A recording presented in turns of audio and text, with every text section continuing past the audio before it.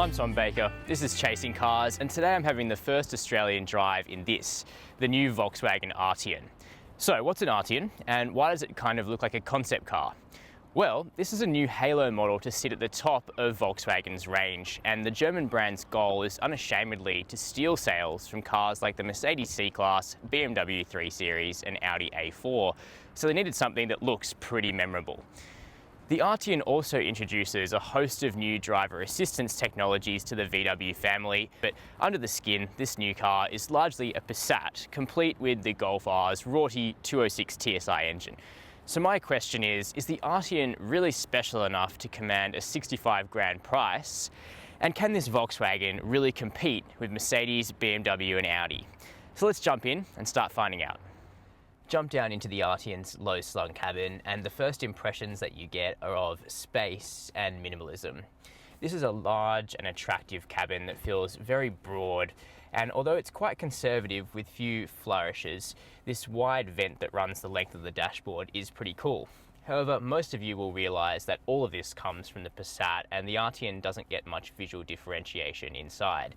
Now, I like the Passat's interior, and if you do too, you'll like the Arteon inside. But do you think this effort stands up to luxury German cars? Let me know in the comments. The seats in here are the familiar 14-way adjustable black carbon Napa leather pews. They're supportive and comfortable over long distances, and the driver gets memory and also a massage function. One new addition in here is a heads-up display, which is the first time we've seen that in a Volkswagen. That complements the high-definition active info display. Those digital gauges are still one of my favourite features. And there's a crisp new 9.2-inch touchscreen down here, although I think it sits a little bit low in the dashboard to be super intuitive. Quality is really high though. The leather, especially on this lovely steering wheel, is very soft, and the plastics are nice and yielding up here, and also where the driver's leg rests. Practicality too, that's good. There's two large cup holders in the centre, a big central box there, and very large door bins for water bottles on the go. Here in the back of the Arteon is actually where you find its biggest internal differentiation to the Passat, and that's because this coupe actually has a 50mm longer wheelbase, which gives you about 45mm more rear legroom, and that's certainly something that you can notice. I mean, it's absolutely cavernous back here. I'm 6 foot, I can't even touch the seat in front of me barely, and even despite the sloping roofline, my headroom is also fine.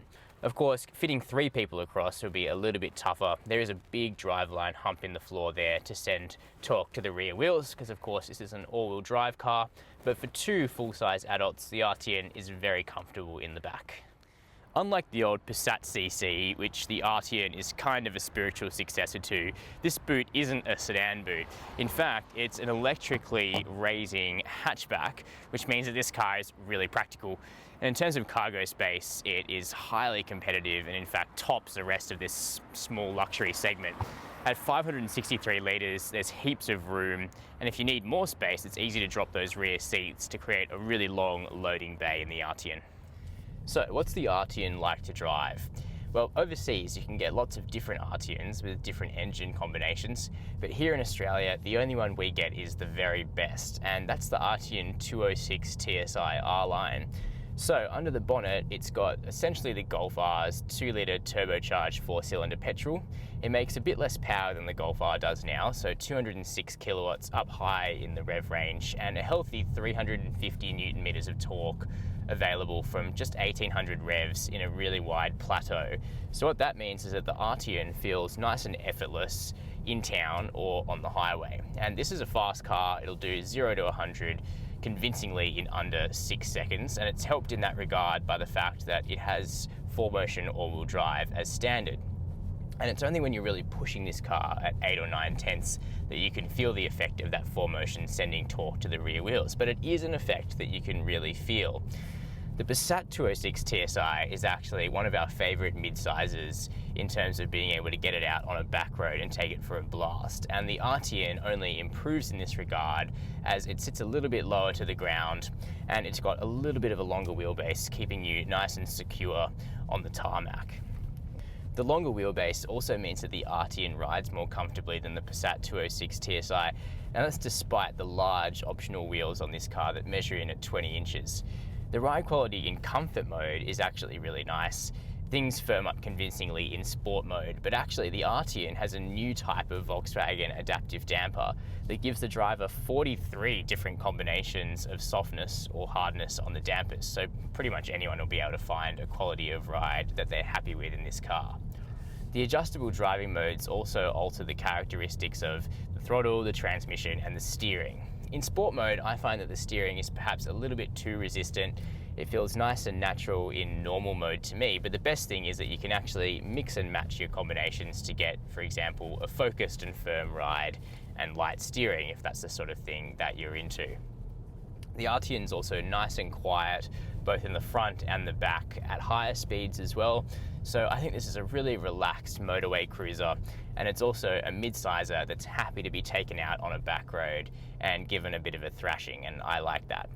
The Arteon also debuts some new adaptive safety technologies as well, including a really novel one called Emergency Assist, where if something happens to you as a driver while you're driving the car, the Arteon will safely stop, safely merge you into the outmost lane on the road, stick the hazards on, so that you're not just a sitting duck in the middle of the road. One thing I forgot to mention while I was out driving there was the DSG. Like the Passat 206 TSI, this Arteon has a new wet clutch 7-speed. The wet clutch units have always been the smooth ones around town, and this one is a further improvement, though it won't trouble Audi's new torque converter 8-speed for outright refinement.